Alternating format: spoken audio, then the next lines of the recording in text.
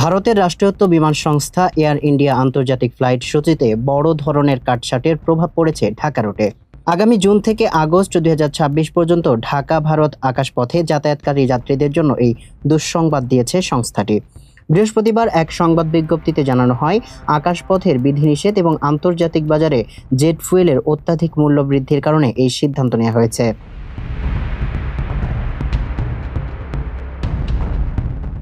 Air ইন্ডিয়ার নতুন সূচি অনুযায়ী মুম্বাই রুটে সরাসরি ফ্লাইট চলাচল সাময়িকভাবে পুরোপুরি স্থগিত করা হয়েছে। এছাড়া দিল্লি থেকে ঢাকাগামী ফ্লাইটের সংখ্যাও সাপ্তাহিকভাবে কমিয়ে আনা হয়েছে।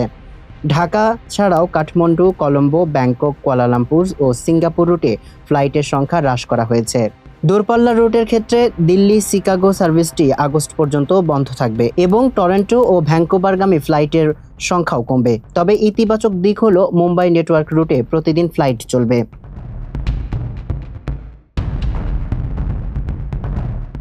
সংস্থাটি স্পষ্ট করেছে, জুলাই পর্যন্ত সব আন্তর্জাতিক ফ্লাইট বন্ধ থাকার বিষয়ে সামাজিক যোগাযোগ মাধ্যমে ছড়িয়ে পড়া তথ্যগুলো গুজব ও ভিত্তিহীন। মূলত শেষ মুহূর্তে ফ্লাইট বাতিল করে যাত্রীদের বিভ্রান্তিতে ফেলার চেয়ে আগেভাগে এই যৌক্তিক সমন্বয় করা হয়েছে যাতে শিডিউল স্থিতিশীলতা বজায় থাকে।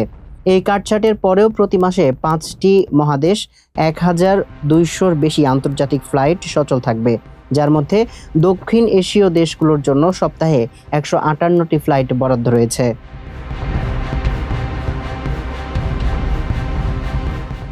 যেসব যাত্রীর ফ্লাইট বাতিল বা সময় পরিবর্তন হয়েছে তারা বিকল্প রুটে বুকিং, ভ্রমণের তারিখ পরিবর্তন অথবা টিকিটের সম্পূর্ণ অর্থ ফেরত পাওয়ার সুযোগ পাবেন। এয়ার ইন্ডিয়া কর্তৃপক্ষ যাত্রীদের কেবল অফিসিয়াল ওয়েবসাইট, অ্যাপ বা ভেরিফাইড চ্যানেল তথ্যের উপর ভরসা রাখার অনুরোধ জানিয়েছে। সামিউল ইসলাম, মানবকণ্ঠ।